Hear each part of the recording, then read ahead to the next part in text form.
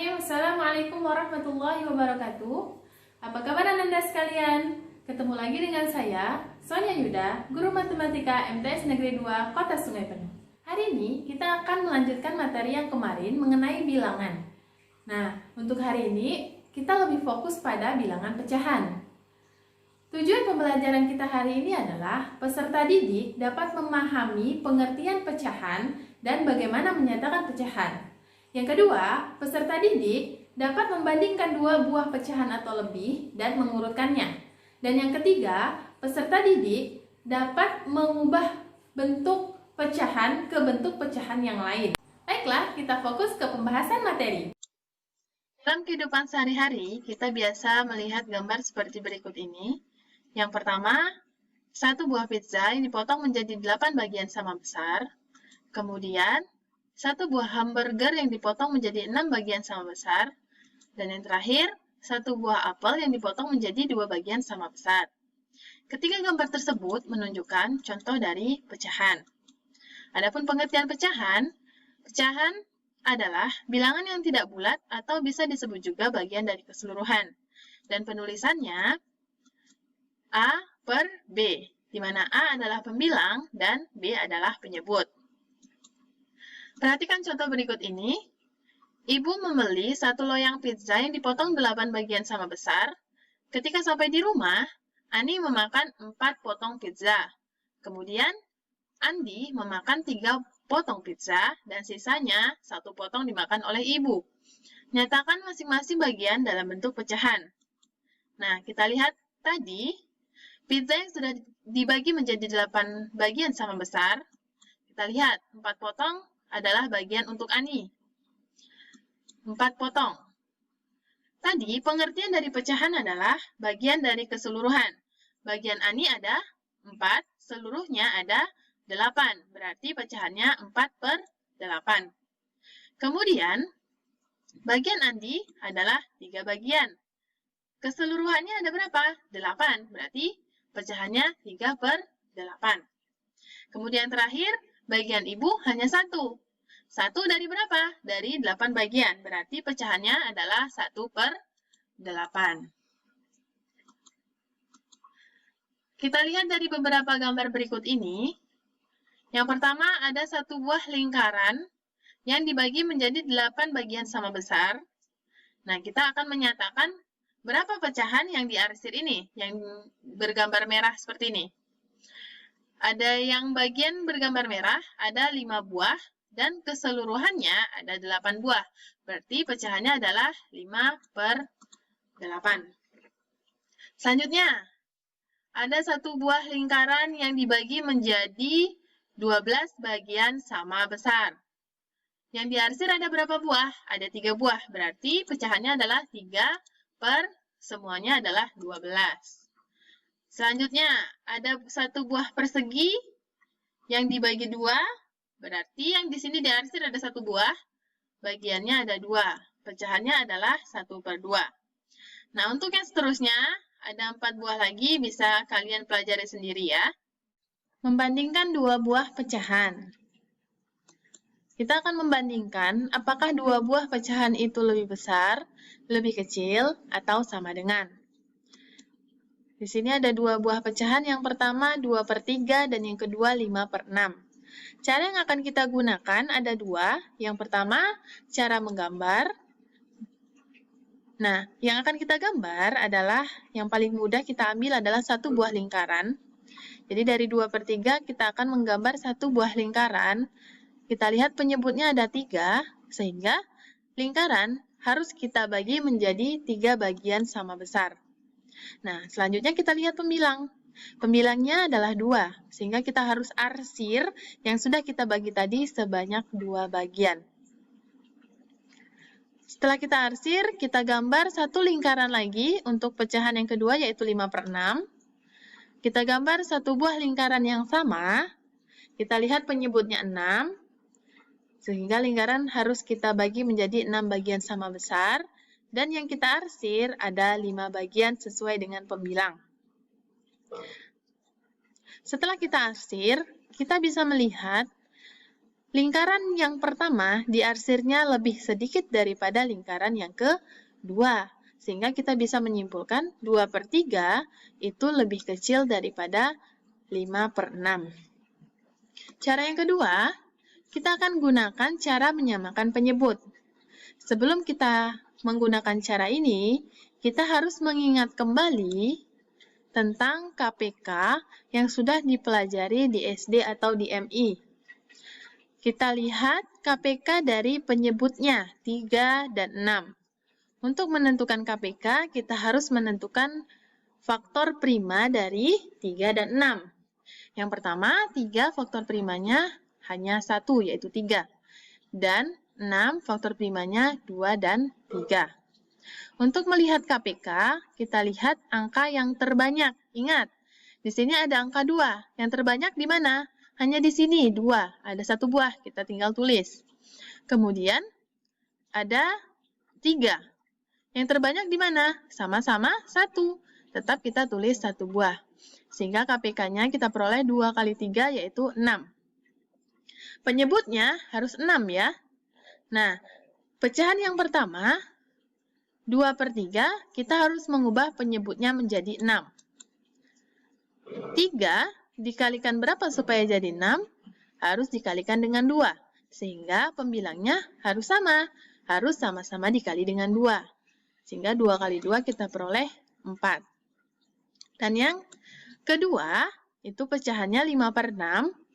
Kita harus membuat penyebutnya menjadi 6. Sedangkan di sini penyebutnya udah 6. Berarti tetap kita kali dengan 1. Sehingga kita peroleh 5/6. Pecahan pertama, pembilangnya lebih kecil dari pecahan kedua. Sehingga bisa kita simpulkan 2/3 itu lebih kecil dari 5/6. Untuk contoh soal yang kedua, kita akan membandingkan pecahan 1/2 dan 2/4. Cara yang sama, kita gunakan cara menggambar. Kita akan gambar satu buah lingkaran yang kita bagi menjadi 2 sesuai dengan penyebutnya. Kita bagi 2 sama besar. Kemudian yang kita arsir hanya satu bagian sesuai dengan pembilang. Kita arsir satu bagian saja. Kemudian lingkaran yang sama kita gambar untuk pecahan berikutnya. Kita bagi menjadi 4 bagian sama besar sesuai dengan penyebut. Dan kita arsir 2 bagian saja sesuai dengan pembilang. Setelah kita lihat, ternyata daerah yang diarsir itu sama besar. Berarti kita bisa menyimpulkan 1/2 itu sama dengan 2/4. Benarkah? Kita lihat lagi dengan cara yang kedua, yaitu cara menyamakan penyebut. Kita lihat KPK-nya. KPK dari 2 dan 4. Kita lihat yang terbanyak pada 2 ada di sini. Ada 2 buah. Berarti penyebutnya harus 4. Nah, kita lihat penyebutnya harus 4. Di sini penyebutnya 2. Supaya penyebutnya menjadi 4, 2 harus dikali dengan 2. Dan pembilang harus dikali dengan 2 juga. 1 dikali 2 hasilnya 2. Sehingga 1/2 itu sama dengan 2/4. Nah, kita lihat di sini. Penyebutnya harus sama dengan 4.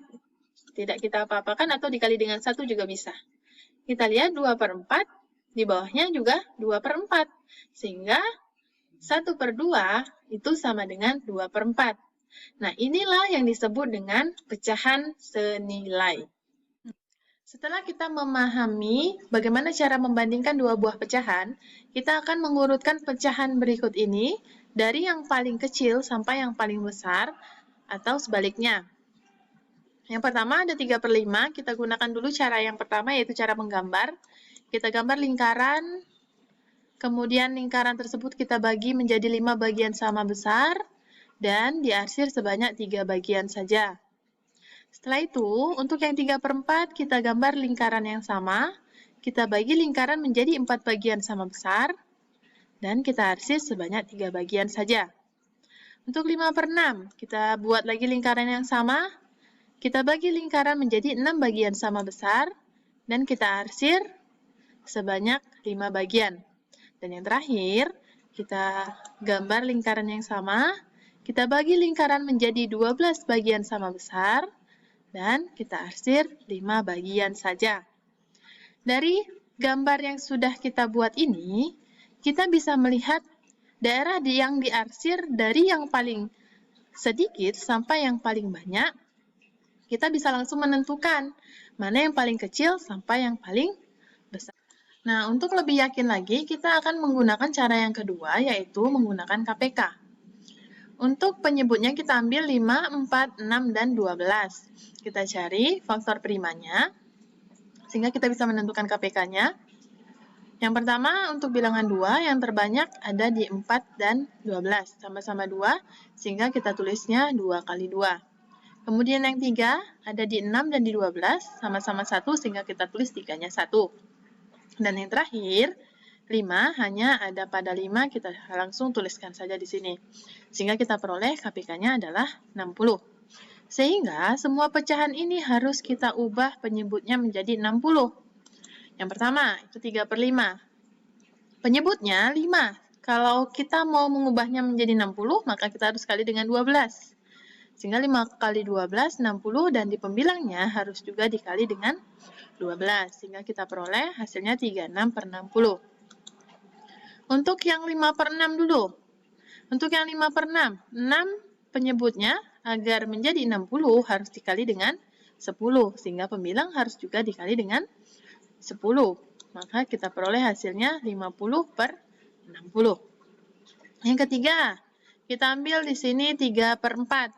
4 agar menjadi 60, penyebutnya harus kita kali dengan 15. Maka hal yang sama kita lakukan untuk pembilang. Sehingga kita peroleh hasilnya 45/60. Yang terakhir, itu adalah 5/12. 12 agar dikali menjadi 60 harus dikali dengan 5. Pembilang harus dikali dengan 5, sehingga hasilnya kita peroleh 25/60. Sehingga dari sini, kita bisa yakin kalau urutan yang diarsir tadi, itu sesuai dengan dari yang terkecil ke yang terbesar. Kita lihat dari sini pembilangnya yang paling kecil adalah 25/60. 25/60 itu berapa? 5/12. Berarti urutannya 5/12. Kemudian yang kedua, itu 36/60. Itu 3/5. Sama dengan yang tadi kita peroleh dari gambar.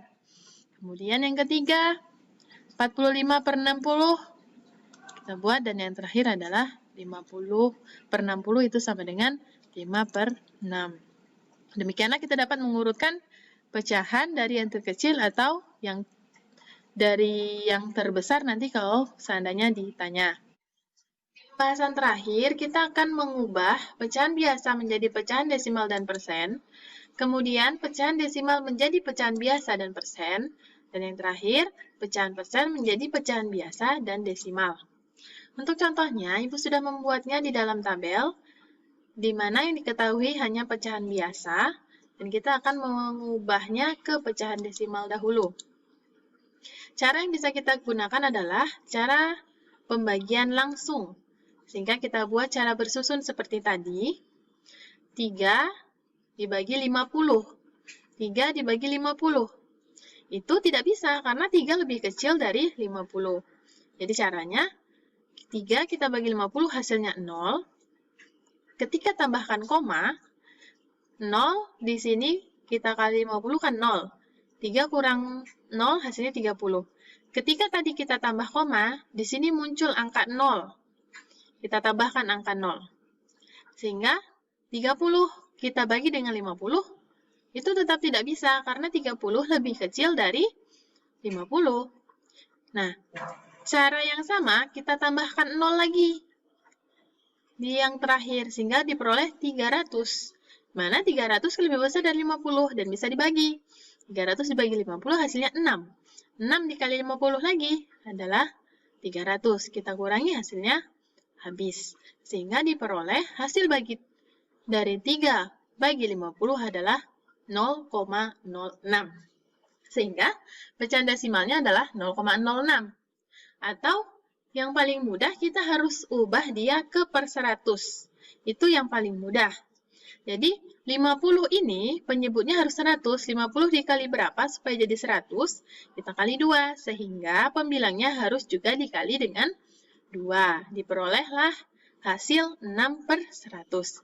Sama seperti yang pembahasan awal tadi, kita buat di sini pembilangnya dulu 6. Nolnya ada 2, sehingga kita buat 2 angka di belakang koma, 6. Karena 6-nya cuma 1, kita tambah 0 di depannya. Kita munculkan koma dan tambahkan 0 di depan. Kemudian, yang berikutnya, pecahan biasa tadi 3/50 kita ubah menjadi persen. Caranya, kita ubah pecahan biasa ke per 100. Nah, tadi ketika mengubah pecahan desimal, kita ada yang caranya mengubah ke per 100. Jadi ketika kita pakai cara yang ini, cara yang persen, kita sudah langsung dapat. Sehingga kita pindahkan saja jalannya, 6/100, per 100 kita ubah jadi tanda persen seperti ini. Kita isi aja di sini 6%. Kemudian, kita akan mengubah pecahan desimal menjadi pecahan biasa dan persen. Contohnya, Ibu sudah buat di dalam tabel, diketahui pecahan desimalnya saja. Yang pertama, kita akan menentukan pecahan biasanya. Caranya adalah mengubah pecahan desimal ke pecahan berpenyebut kelipatan 10. Bagaimana caranya? Kita lihat di sini. 0,8. Di sebelah kanan koma ada berapa angka? 1. Berarti penyebutnya adalah 1 tambah 0-nya 1. Jadi ketika ada 2 buah angka di belakang koma, 0-nya jadi 2, berarti jadi per 100.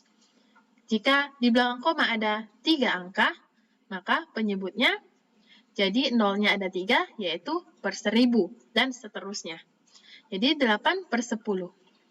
Kemudian, untuk menentukan pecahan biasa tadi, kita bisa menyederhanakan. Menyederhanakannya dengan mencari FPB. Ingat, FPB itu yang sama. Di sini FPB-nya 2, maka sama-sama dibagi 2.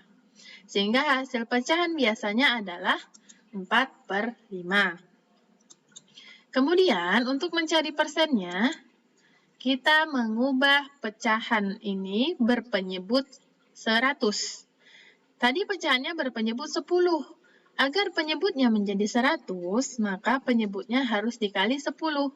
Pembilangnya juga harus dikali 10. Maka hasilnya 8 kali 10, 80 per 100.